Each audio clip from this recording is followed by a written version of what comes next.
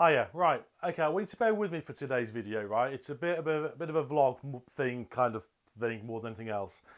Right, so I've fairly recently changed my phone. I used to have the iPhone S6, is it the S6? Which was okay, but I've now changed back to Samsung. I love this Samsung. This is the S8 Plus. I like the fact that it's bigger. I like the fact that it doesn't slow down just because my 2 years contract's gone up and suddenly the phone's gone into meltdown, the battery's not lasting and various other problems. I love that with the Samsung. It doesn't seem to happen with this. This just lasts better. But I do find that I get a bit too attached to this phone. And I've been thinking about this for the last few days, and you hear about people who are going off grid or people who are going onto dumb phones. And today I've been walking the dog. I go down to Chasewater, walking the dog, which is a little lake in Staffordshire. And whilst walking there, it's about an hour, about 3 miles, about an hour to walk around. And whilst walking around, you see quite a lot of people walking dogs or walking babies in prams or young children. And the parents or the owners of the dogs are just walking around with their faces glued to the mobile phones. And they're not appreciating what's going on, and they're not giving any attention to the child or any attention to the pet. And I just think that's absolutely crazy. And it got me thinking, because it's a long walk, and it got me thinking during this walk, what did we do before smartphones? Which brings me to my collection of phones. So I was going to do a more detailed video at some point, kind of showing you some of these phones, because there's some really nice ones here, and going back a bit of time, bit of history. In fact, if I just point you down, even things like the old Motorola 4800X, which was one of the first phones. No, battery's completely flat on this one, is it? There we go. Yeah, it is flat. One of the first phones I had. Obviously, by the time I had one of these, they were quite old anyway. Excuse me, but you know, I just liked them for nostalgia. An even older version of that one is a British Telecom handset. Really good condition. And you know what? These worked really well. So I had one of these phones. I had one of these phones in my car. Turn you off because you're going to be beeping like mad now. As a proper car phone. And it just worked really well. I loved it. But then as times go on, progress, you got into smaller phones. Let's see where we're at here. So one of the ones that I had was the Panasonic. Nice phone. Comes with a great car kit. Also I've had the Philips. This was a bit fiddly. Wasn't all that keen on this one. But still, it was not a bad phone. Again, one of the first phones I had, the NECP3. This I loved because Annika Rice had one for the challenge programs. If any fans of Annika Rice out there, great size for its age. At the time, it was a brilliant phone. Pop-up aerial if you're outside or in poor coverage areas, or if you're out in the field. As I was often, being an electrician, I could be working anywhere at a minute's notice and not have good telephone signal at all. A little rubber aerial. So that was really good. So that's what we've got there. So we've got a real good collection. I think it was round about 92. I think 1992 in the UK, digital phones came out. Now, bearing in mind, the analog phones were great because it was nice and simple. They worked in cold weather. My iPhone took out a few weeks ago in the cold weather we've had, and within half an hour, I'd lost like 90% of my battery power. But these brick phones just seemed to work better. And they were great because you could leave them on the mantelpiece in your house. You get home, you put them on the mantelpiece, or you put them by the front door with your car keys, whatever, and you can just leave it. Now, if someone wanted you or someone wanted to get a message to you, they'd phone you and you'd hear it ring. You don't have to keep on having it in your pocket and pulling it out and, you know, checking for messages or checking for updates and stuff like that. Life was less stressful having a basic phone. You'd literally just make a phone call, receive a phone call. Simple as that. Now, the memory is not very good in it, so you couldn't really store many names and phone numbers. However, you kind of knew that and accepted that. And in those days, people kind of remembered phone numbers anyway. So I was aware of a lot of my numbers. There you go. So I'm beeping already. Got a text messages waiting for me. You're kind of tied to them. You're tied to mobile phones nowadays. And that's what happened today. So anyway, going back into my story. So 92-ish, I think, GSM phones came out. And I think one of the first ones that I was aware of was the Motorola. Again, this is transportable. Now this is the 2500.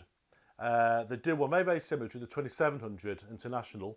But I've actually taken the handset out because I use that in my car now. Because I've got a spare transceiver in the car, well, one of these little devices here, which takes a SIM card. And that lives in my car because I have a working car phone as well. But if I want to, I can take the handset off, just place it on here, pop my SIM card in, and that works. Again, very basic in that it wasn't until probably about 94 or 95 when Orange came out, when you could start doing text messaging. In these days with GSM, I believe you couldn't do that. It was just pure phone calls. And then these phones came out, like the 5200. I think these are probably. I think the Orbital was one of the first GSM phones that came out. Motorola soon followed, and these were great phones. Very basic. Battery's a bit flat on that one. No SIM card in it though. But again, they were cheap. I mean, even now, by today's standards, they creak a lot. They're very creaky. They're very light plastic. They're not good build quality, but they worked well in the day. And then later on, as time progressed, people was moving on to newer versions, like the 8700. This is one of the phones I remember fondly using. You could receive text messages on this one. Sending messages was a right pain in the butt, but you could do it. Shortly after that, I mean, this is only a rough guide, but shortly after that, I think the Nokia came out, this Nokia range. And this is a 6110, I think. And then the 3210, the famous 3210s came out. And there's, you know, quite a good selection of phones that came out, all now enabling you to do text messaging. Going smaller in size. Now, I think that's the 3210. But that was a great phone.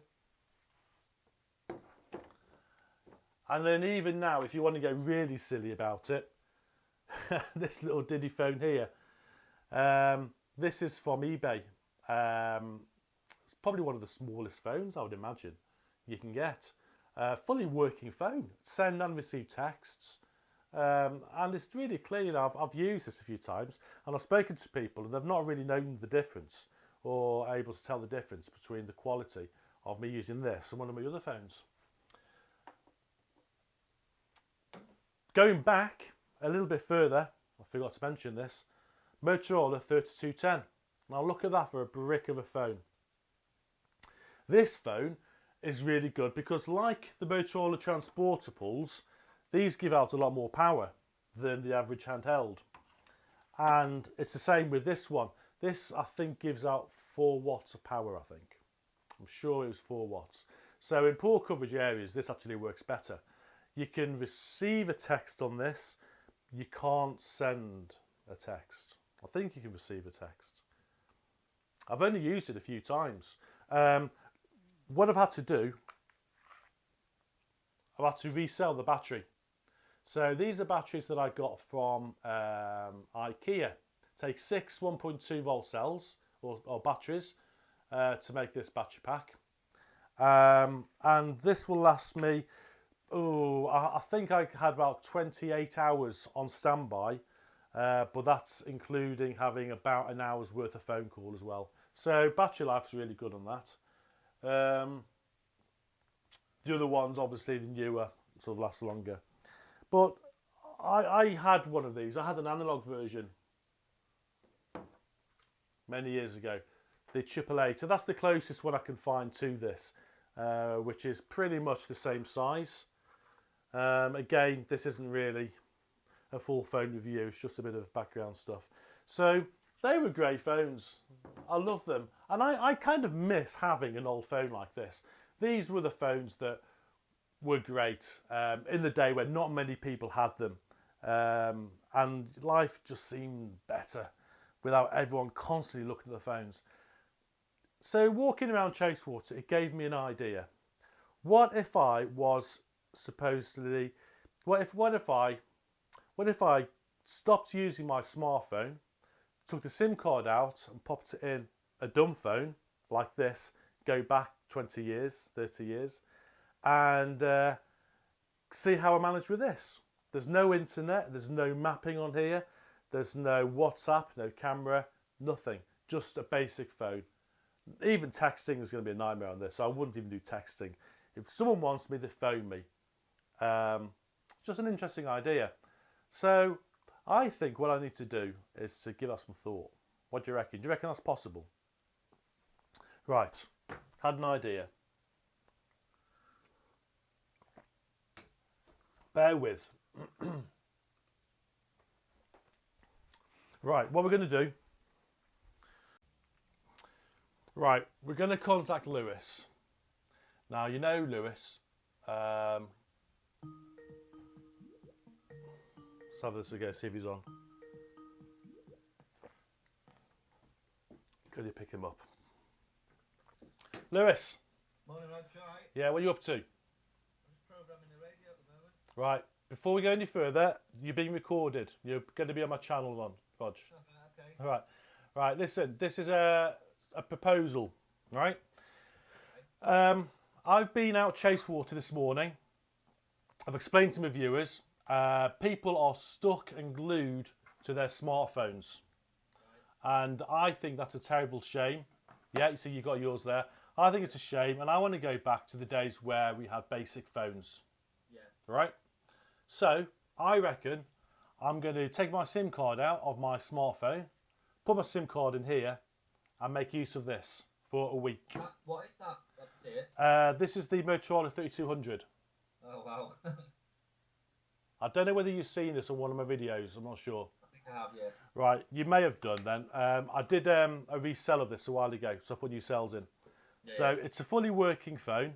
I've used it a few times with one of my pay-as-you-go sims, but I reckon I'm going to be able to use this phone as my everyday phone for a week and do without the smartphone. I want to unplug, Lewis. I want to unplug and go back to basics. For a week? For a whole week. I think it's a really nice idea, but I don't think you'll manage it. Why not? Emails, WhatsApp, Telegram, YouTube, PayPal. Yeah, Apple Pay. but you see, back in the day, I'll check my emails in the evenings when I'm at home. And I'm not really that important whereby people need to email me straight away. I need a reply from me. It's an interesting concept. I don't think you'll manage it, not for a week. You don't? Not for a week. I'd like to say I would manage it. If I was on holiday, I'd manage it, but Yeah. here, no, Yeah. I need mine. Right. Unfortunately. Okay, well, listen, this is what's going to happen. I'm going to do it. I'm going to give it a go. Now, I use Instagram a lot. Not Instagram. I'm not on Instagram.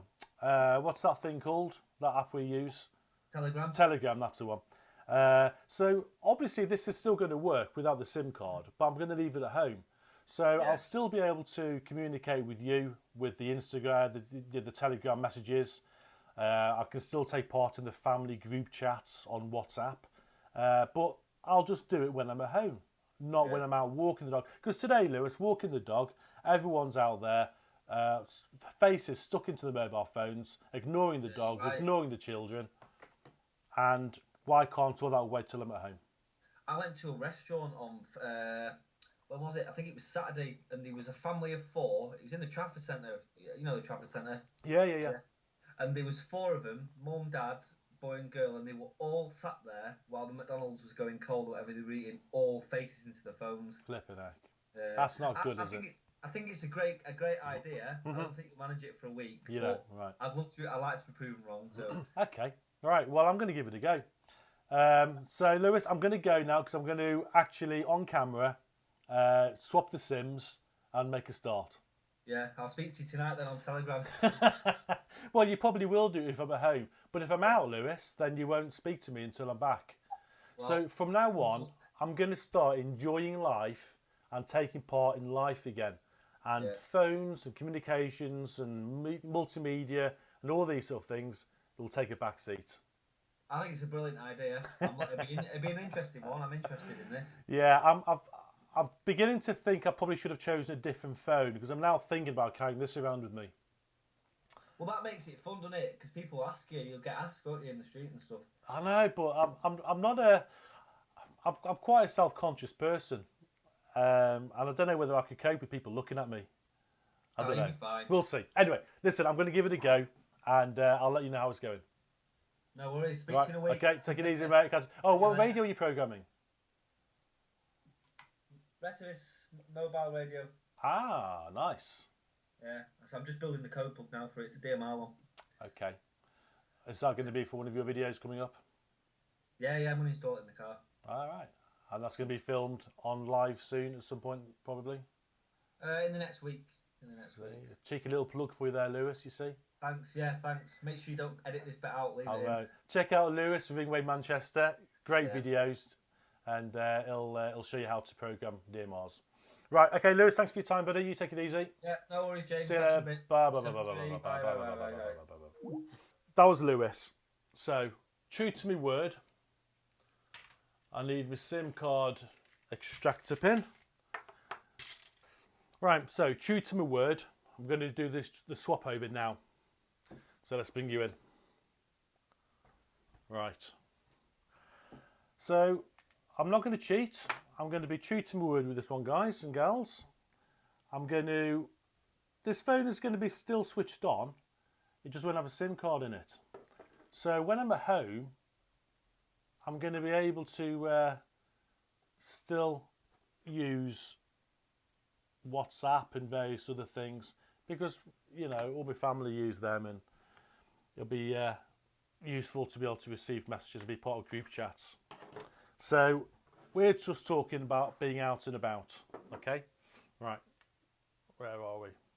So, at the moment, I've got a giffgaff O2 SIM card in. That's coming out. And I'm going to put my Vodafone SIM card in its place. So all phone calls are now going to be on this phone.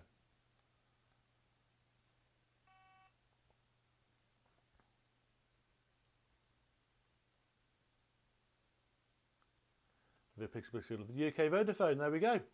Right, so UK Vodafone then. So that's now my everyday phone for the next week. So we'll see how we get on. Now straight away, I've got a concern because the cell phone coverage where I live is very poor to the point where there's a lot of areas in the house that phones just will not work at all. So I rely on Wi-Fi calling, which means my smartphone connects to the internet and telephone calls are made over the internet. But obviously you can't do Wi-Fi calling with these. This is literally all you get. Saying that, this phone is a little bit more powerful than the average GSM phone, so it might just still work. We'll have to see. Right, okay guys, I'm going to wrap this up now. Hope you've enjoyed this. Stay tuned. Come back to me in a few days, well, a week. You'll get an update and you'll see how I get on. I'm going to be filming the process as I go along. I think I'm mad. Do you think I'm going to do this? I don't know. Right. Okay, guys. Catch you later on. See you soon.